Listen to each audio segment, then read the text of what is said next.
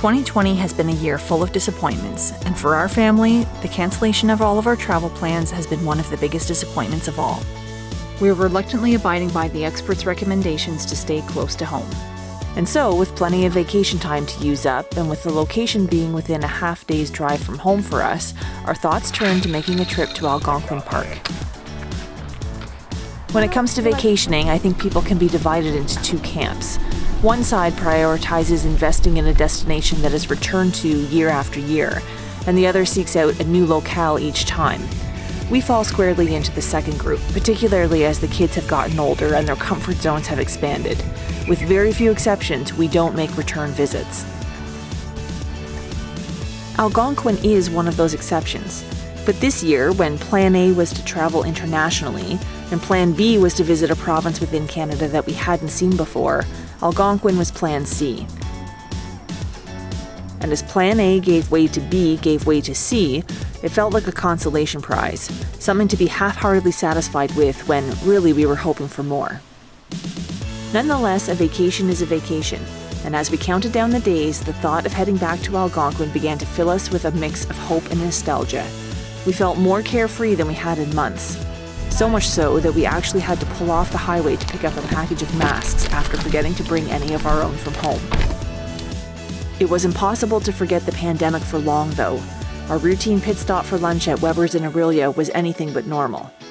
Masks abounded, even outdoors, while plastic filled the restaurant inside and social distancing markers were everywhere. Inside the park, too, there were changes. We had booked a cabin at Killarney Lodge because the park's campsites and yurts were long gone by the time we finally committed to our Plan C trip and tried to reserve one.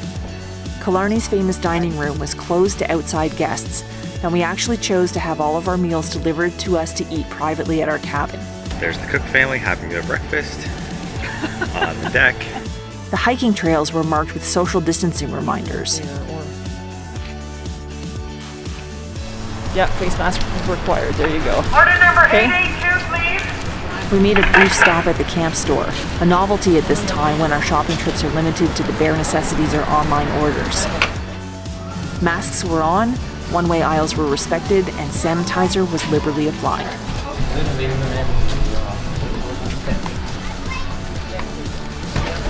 Mask off.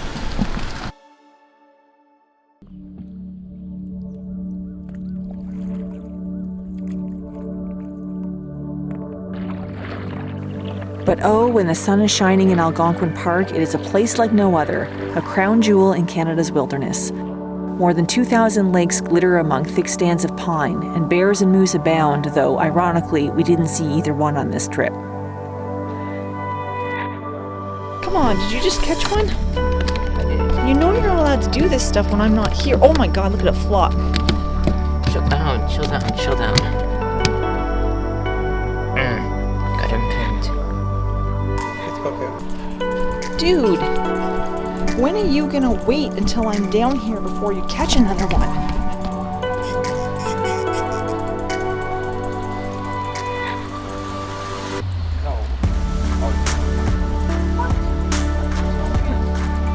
Just get a little guy. Oh, there he is.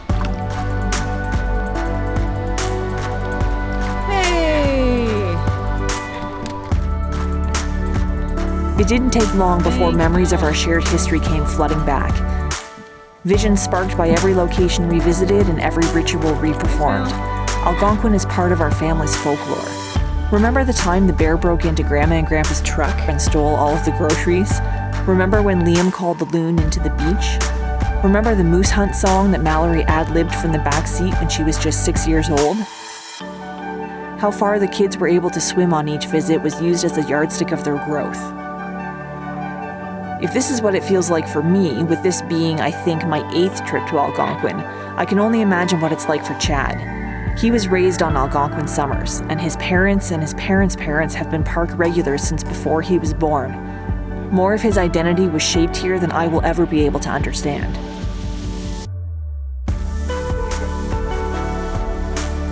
This year, as always, we added to the list of stories we'll tell.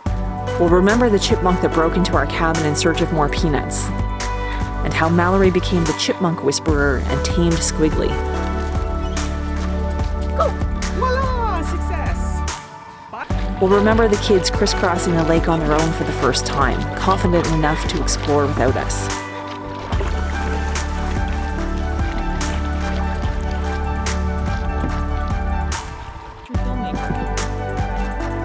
We'll remember Liam stepping up to navigate our canoe. I'm still not sure when he learned how to do that.